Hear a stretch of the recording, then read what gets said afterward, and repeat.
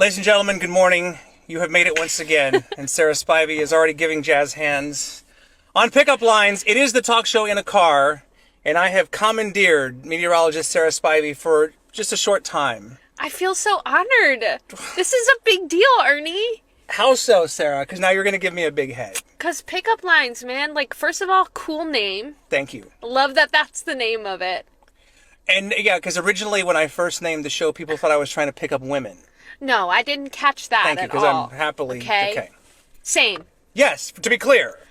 Michael's probably watching this. Love you, Mike. Okay, and same to Tammy. Same to Tammy. But, that's very kind. And everybody here at KSAT, again, as we are literally sitting in the shadow of the KSAT 12 building, has been amazing to me and has embraced this. Because as you probably have learned by now, I do love to talk. Oh my gosh. Well, yes, but also we're so happy to have you too, Thank you. Ernie. Thank you. It's very sweet. I've watched you on air for a while, so it's been so cool to have you be my coworker. I That's get to claim you as a coworker now. Okay. Well, and it's what can I say? It's amazing. I'm still pinching myself. But enough about me. We're here to talk about you. Okay. All right. So obviously, I know you're a new mom. Yes. You've been doing the weather for it, and I want to get to all of that. But I typically like to go back. Okay. And work my way forward. And so you are a local product. I went to middle school and high school Okay. here in San Antonio. So you went to Clark High School. You're Yes. a cougar. So where were you born? I was born in Kansas City, Kansas. Well, technically Shawnee, Kansas. Okay. Which is a suburb of Kansas City. I lived there for like 5 years. Okay. And then we moved to the DFW Metroplex. All right. And then for a while we were there. Then my dad became a nurse. My dad is a nurse practitioner. Okay. And we wanted to move to San Antonio because that's where my aunt and uncle lived. And still live, by the way. Okay. Yeah, so we moved here when I was in 8th grade. Now, when you were making that move, do you remember having any feelings of, I don't want to go to San Antonio, or I'm not having it, why are we moving? Type It wasn't stuff? necessarily that I didn't want to move to San Antonio, but when you move in middle school, that's I don't know. That's a pretty like a big deal. Yes. Like your social circles Yes, changing. for sure. You're awkward in middle school. You are. Nobody is cool in middle school. I have 2 twin teenagers right now who are in 9th grade, who just finished middle school, so I know all about that. There you go. And so I wasn't excited about it, but as soon as we got here, it ended up being a good move for me. Right. A really good move for me. So you're how old when you came here to San Antonio? In the 8th grade. 8th grade. In 8th grade, halfway through 8th grade, which made it difficult too. Like this time of year, like spring semester. Yes, absolutely. Oh, So, goodness. but when I moved, it was great. This is gonna age me one way or That's another. okay. One way or another. All right. I went to Rawlinson Middle School for half a year, Okay. and then I went to Clark. Go Cougs. Got it. Now, at this point in your life, had you embraced the science, the weather, the meteorology? Did you know what Sarah Spivey wanted to be when she grew up? I always loved science, and I also loved the theater arts and singing. And we'll get to that as well. You didn't bring your guitar, did you? I did not, and I'm glad I didn't. To be honest with you, I don't want to do that right now. But I always loved performing and science, so I wanted to combine my love for the two of them. And being a broadcast meteorologist is kind of a good way to do a bit of both, right? That's literally the best of both worlds. Yeah, right there. and so but as soon as I started studying meteorology and looking into it more, just fell in love, Ernie. Fell in love with it.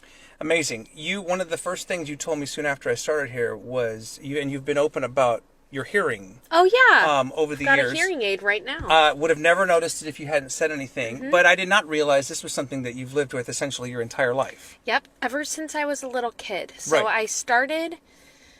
What happened is, I've always been loud. I can Okay? relate to that. I've always been loud, but it turned out I was loud because I had a hard time regulating my. She had an excuse. You had an excuse. I did have an excuse. But it was a condition related to your eardrum, correct? Absolutely, yeah. So I was born without one of those bones that beats on your ear to make your eardrum work. And because of that, I would frequently get these things called cholesteatomas. Okay. Which basically just is like ear infection. And so it made me lose my hearing over time. Yeah, so I can hear in my ear, but and that's why I wear a hearing aid in that ear, but it's reduced by quite a bit. When you started at KSAT, was it in 2017-ish, around that time? Yeah, that was when I started at KSAT. You did not have the hearing aid yet, correct? No, because hearing aids are very expensive, and it wasn't until I started working at KSAT that they actually helped me a little bit with my insurance. My insurance helped. Oh, that's nice. Okay. So I was able to afford a hearing aid, which was a big deal for me. And right. Yeah. Well, also because some people may not realize we wear, in my right ear, I guess your right ear as well, we wear earpieces, the IFBs, to talk to producers and to communicate. If you have longer hair, you can hide it, right? And so I would put my IFB, right, or how I hear the directors in my hearing ear, and my hearing ear, and because of that, it made my job a little bit difficult in the studio. I couldn't hear around too much, right? And so I needed to make the change. I needed to bite the bullet and buy a hearing aid. And ever since that, Arnie, I'll be honest with you, like, it has been a game changer in my life to have a hearing aid, because I hear these tones and sounds that I've never heard before. I still remember when they put the hearing aid in for the first time. I was like, why does everything sound like tinny or airy? And the guy was like, oh, that's because that's the first time you're hearing those tones. Isn't that crazy? I was going to ask you if you remember, like, the first sound or something audible that really resonated, pardon the pun, but really resonated with you when that happened. Absolutely, yeah. So that was the first time I had that in my ear. And then I also just remember being able to hear people better and clearer and have more conversations easier with people. How did it change you socially? Did you, I mean, you have to be confident already to be on television. But did it change you in any way in terms of just the way you carried yourself in being out in social settings or those kinds of things? I think it gave me more, it did give me more confidence of being able to hear people. For a long time, I was very much of a close talker because I couldn't hear. Right. And so I was able to be a little bit more relaxed in social settings and things like that. That's awesome. You know? That is awesome. And you picked up a love for music along the way at some point, despite having to deal with all of this. Oh, absolutely. Because I can still hear. So, you know, I've always loved music so much. Again, going back to that performing, I love performing. So were you in theater? I was in theater and in choir. And in fact, you know, I just got to give a shout out because this is pickup lines. I got to give a shout out to my my old choir teacher's family. He recently passed away. I know, after a long battle, but they are amazing. James Hare is his name. Northside ISD. Northside ISD. I know my daughter, who graduated from Brandeis High School last year, was a fine arts kid, choir and theater. I know that name for sure. Oh my goodness, yes, wonderful man. Really gave me a love for performing in a way that I had not experienced. Oh, that's very swell. May he rest in peace. Absolutely, and everything. absolutely. Yes, those teachers and all that. I spent many nights at concerts and rehearsals and productions. And yeah. So when I was in high school, he was the choir teacher at Clark. Okay, very good, very good. Yes.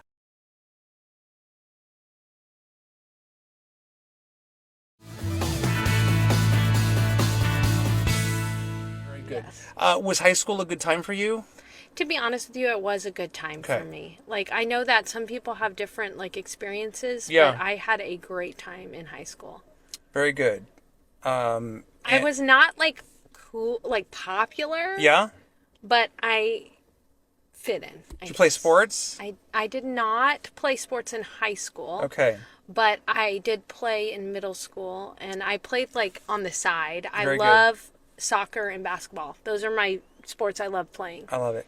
And you could still play today. I could. Yes. I do find myself being very competitive. Oh. And so, like, I don't know. Like, do you like playing sports? I like playing, but see, I'm significantly older, and I'm at the point now where I would like to maintain the structural integrity of my knees and ligaments and ankles and everything. I see. And too many of my, I'm not joking, a number of my friends, similar age, who thought that they were in the NBA or something, have these stories of playing pickup or just like walking around and snapping something, and it scared the you-know-what out of me. And I said, you know what? I'll just retire, or maybe occasionally I'll shoot a three-pointer from a distance. But my thing is, like, okay, so I said I was competitive. Yes. And that is my downfall too, because I will push myself beyond where I should go and could injure myself. Well, don't do that. I don't want to. Now you have a child. Now you have I a child know. and a husband, which we'll get to in just a little bit because we're still on the journey now. So you were at Clark High School. Yes. You finished Clark, and then you became an Aggie. I did. I went to Texas A&M. So I actually, though, went to Northwest Vista for a year. Okay. Here in San Antonio, the Alamo colleges. And that was a good experience because I got some of my credentials. Yeah. And I got to save a little money.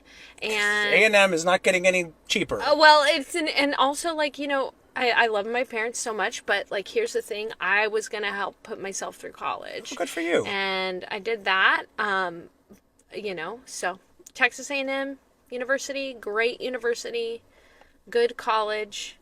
And in fact, you know, I'm a huge Aggie, so. Yes, you are. So you were there, I'm trying to think of, like, the time frame. You were there, like, you weren't there when Johnny Manziel was there, were you? I literally was there when Johnny Manziel was there. Johnny football. I'm a huge football fan. Yes. I said I was born in Kansas City. I'm a huge I was going to say, well, the Chiefs fan. I know that's, like, an issue for people now. Well. People, like, love to hate the Chiefs. Well, they've just won so much. I know. In the last 5 years or whatever. But it was, let me tell you, it was a long drought being a Chiefs fan. Sure. There was a long time where they were not that great. I can remember when Joe Montana was the quarterback of the Chiefs many, many years ago toward retirement, long before your time. Marty Schottenheimer, and then Andy Reid came in and Patrick Mahomes. Absolutely. I mean, we can talk football too if you want. We but might I don't have to here in just a little bit. But yeah, so I went to Texas A&M. I was there when Johnny Manziel was there. I got to go to a lot of the football games. It was a great time to be an Aggie fan. Of course, then a lot of other stuff happened, you know, with Johnny Manziel and his career. Yes. But I still feel so proud to be an Ag. I love it. Gig 'em. I love it. Gig 'em. Okay. You said it. I did. Can I hold you to that? You can. Okay, great. You can. We have a few more minutes here with Sarah Spivey, KSAT 12 meteorologist. You went to A&M for a little while. I went to A&M for 2 years. And it's a long, complicated story, which I've told before, but essentially I got a TV job at doing sports in Victoria. And I have a family of Aggies, but ultimately I dropped out to move back home to do the weekend sports at KVU in Victoria.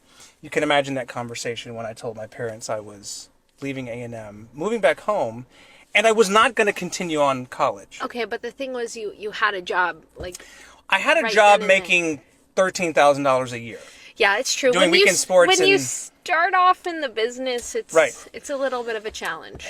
But my late mother was an educator, and of course I didn't have the heart to tell her I was going to drop out of college and not finish. And so the compromise was I enrolled at University of Houston, Victoria, in Victoria, obviously, and went to school in the morning and then did the sports in the evenings, and then the rest is history. And here we are.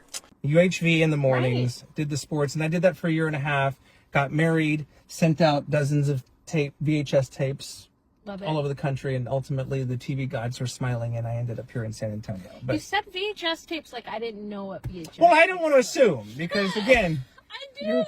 You had DVDs probably, or... No, I grew up in the 90s.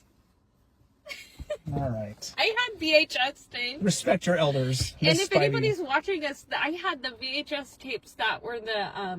you remember, you know, Nickelodeon. Sure. They were orange. The VHS tapes were orange. Okay. Yeah, that's 90s kids stuff. Yeah. I'm sure you could find some on eBay or something. I'm sure. All right, a few more minutes with Sarah Spivey.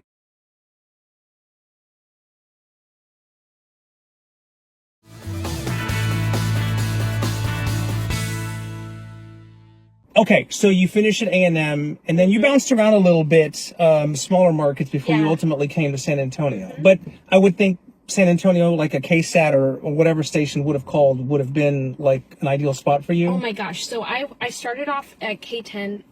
Denison Sherman, it's Tornado Alley. So for me, it was like really great. Yes. Because I love the weather so much. So to be able to learn in the severe market was awesome. Right. But yes, a few years at K10, I saw that there was a job opening for a meteorologist at KSAT. And I was nerding out because KSAT, I loved watching KSAT.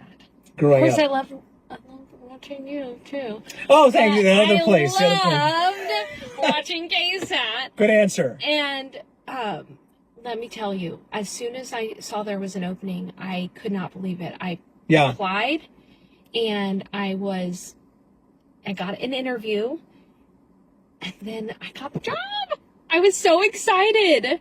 I got the job with Katie Blake. I remember Katie Blake. Katie Blake and I were hired together. Yes. And so it was great to be able to do this job with another female meteorologist. Right. That was so cool. No, I remember Katie. I know she's on social media and everything, and I knew you guys were really close. And she's in North Texas now, right? She is. She's living North in Texas. Dallas. Yeah. Okay, very good. And now you're what, 8 years in now? On April 20th, it'll be 8 years. Oh, that's like in a week and a half. 8 years. Can you believe it? 8 years. I've been at KSAT, and it's really been awesome, Ernie. I think to be able to work with people like you, like Stephanie Cerna, like Steve, our entire weather team is just so awesome. I love Adam's crazy. Adam Caskey is crazy. I've seen that. But it's been great. Justin Horn, really nice guy. And yeah, just a great group all around. And we got Shelby. Shelby Ebertowski, exactly. She's great as well. Now you are pardon the pun again, in the infancy of doing this job, maintaining this as a new first-time mother. Yeah, changes everything. It totally does. Oh my gosh, should I show the pictures of Everett? Absolutely. Okay, I got the big phone, so I please, yes. Look at this. Here, let me, because of the glare. I don't want the glare. There he is. There he is. Look at him. He's giving a little smirk. Let's see if we can do another picture here. Oh, I'm not used to the Androids. That's all right. Take it and do whatever you got to do. Okay, see, again, this is behind the scenes. Okay, look at that. I'm trying not to show Just lean him forward. There you go. There you go. Little Everett. And then this is him at daycare. Do you see how happy he is? Look at that. I miss him already. Okay. But yeah, it has been, I'll tell you, Ernie, so I was on maternity leave for 12 weeks. Yes. It was great to be able to spend that time with Everett. It was kind of hard to come back. Oh, I'm sure. I felt terrible for you. I was here the first day you came back, and even when I went home and my wife was like, how was Sarah today? How was Sarah? And I was like, well, she seemed okay. I was happy to come back to work because I really do actually love what I do. No, I get that. Sometimes people are like, are you being honest? I really do. But it was hard to leave him the first couple of days. And it's been interesting trying to balance being a mom and working full time and also being, being an 11 wife and having the house and all of this stuff. But it's been good so far. It's just hard to figure out the balance. I know you're filling in, or you sometimes you work different shifts and different times of the day and everything. But I've always had a extra respect as I've watched women in this role transition to mothers in this role, and I've seen it, and I've literally stood next to some of them over the years, and just my heart goes out to you guys, just knowing how difficult it is to do this every day, period, but much less to do it with all of the responsibilities of being a new mom and having him or her at home is just, Well, it's been great though, being able to talk with Myra and Courtney and Patty and Stephanie and other moms that are at KSAT, and it's kind of like a cool tribe to be able to get advice from them and everything. And Sarah Costa might see this, and she's... Hi, Sarah. She's enjoying her maternity leave right now. She is as well. But it's great. I was sometimes women who become mothers decide to step away or not come back. I will say I was happy to hear that you were coming back from your maternity leave and you were going to continue on here.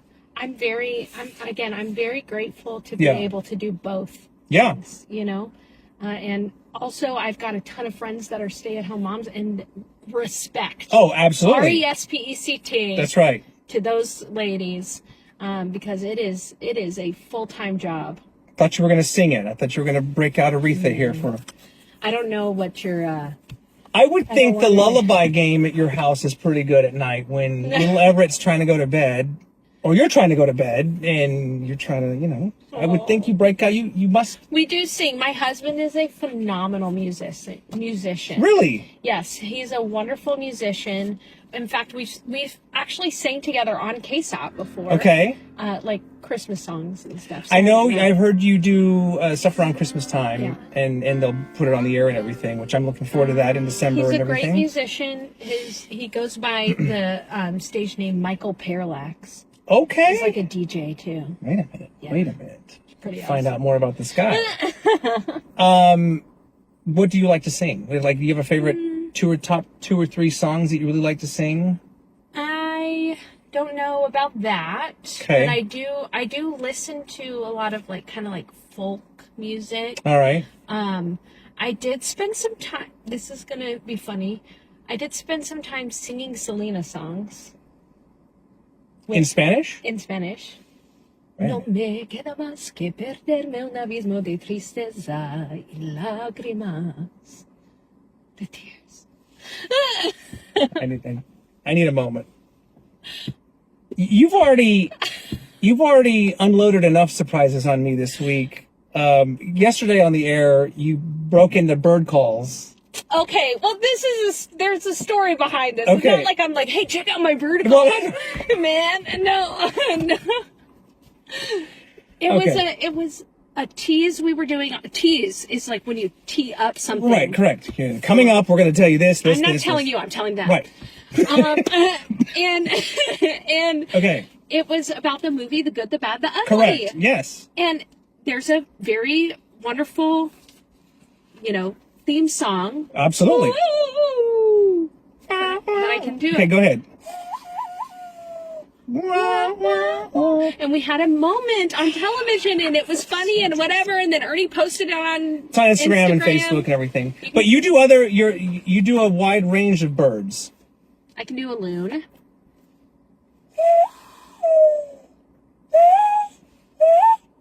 Yep.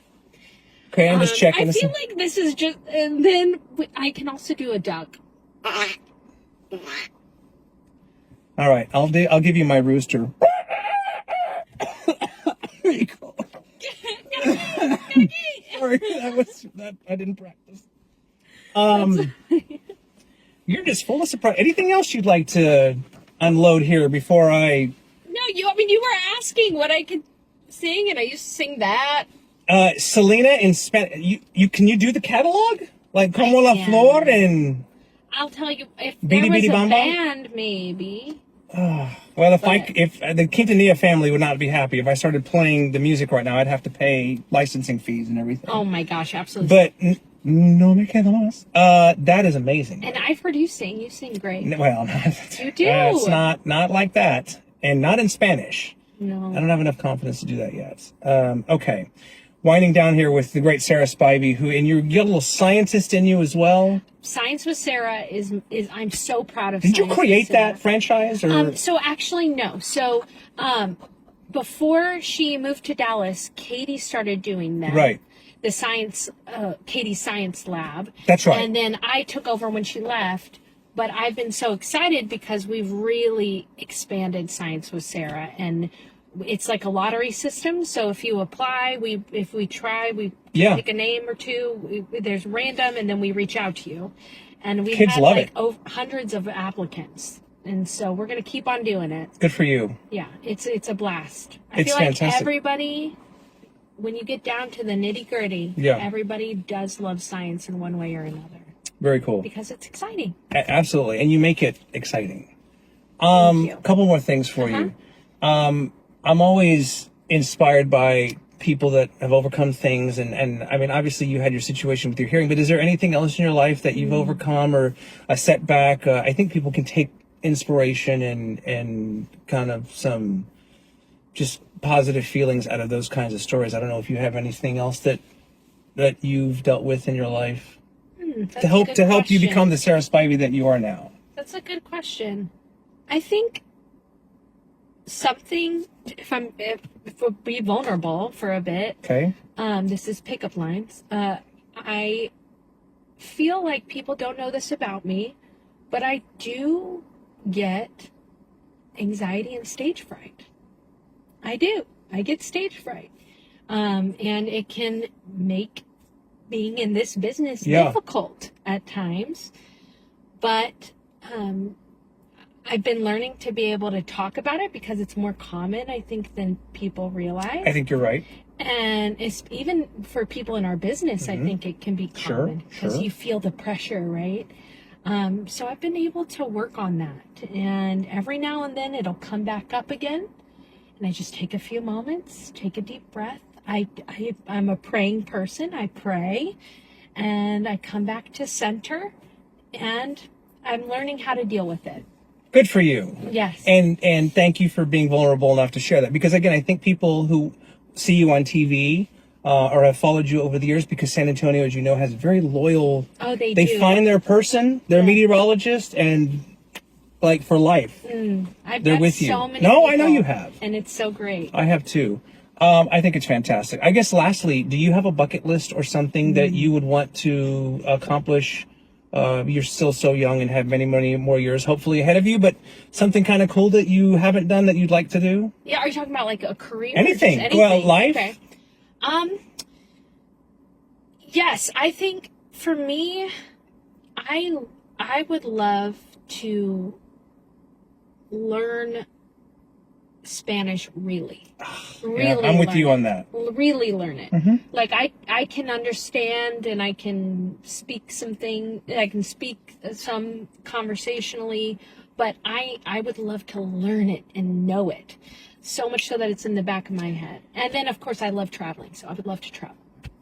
I've been told you need to go, like, just immerse yourself in Mexico somewhere, and just if we had a month to spare or whatever, just to do that. Or maybe I could make a goal to do the 6 forecast. weeks. You should. At some point. Entiendo mucho, pero no puedo hablar con confidencia. ¿Por qué no? Porque, como se dice, I get all in my own head, and I get, Same. self-conscious. I do as well. Yeah. I tell people I'm trying to still figure out English some days. I know. But I do. I get self-conscious, and I have nobody to blame but myself. My late mother, God bless her, was a Spanish teacher. All my fault. It's on me. But I'm hoping to get there someday.